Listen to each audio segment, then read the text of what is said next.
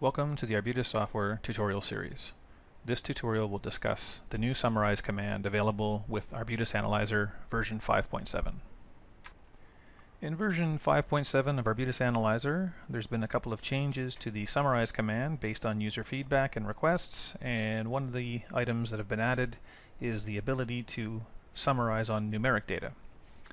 So what we can do is go to the menu under Data, select Summarize.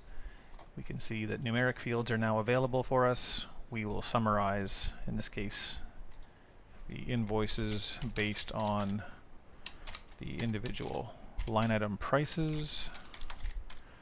And when we click on OK, we can now quickly and easily determine that there were 104 unique line item prices in that invoice file.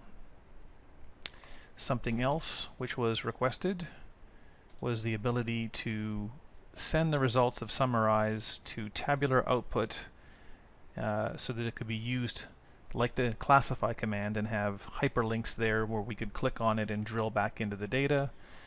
This has also been added in version 5.7. We can just do a summarize based on, let's say, the invoice number and the date, and we can accumulate the invoice total. In this case, we're just going to send the results to the screen. No need to give it a table name.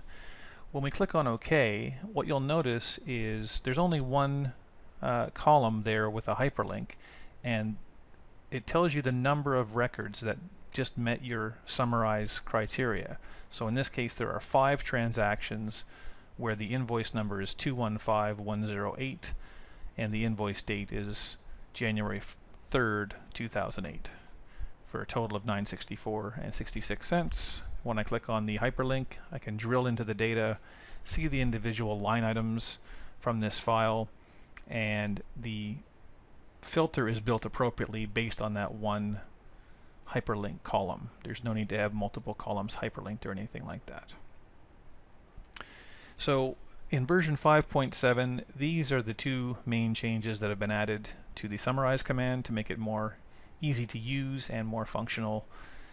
For additional changes to version 5.7, you can contact the local distributor in your area or go to the website arbutussoftware.com and click on the hyperlink describing what's new in version 5.7.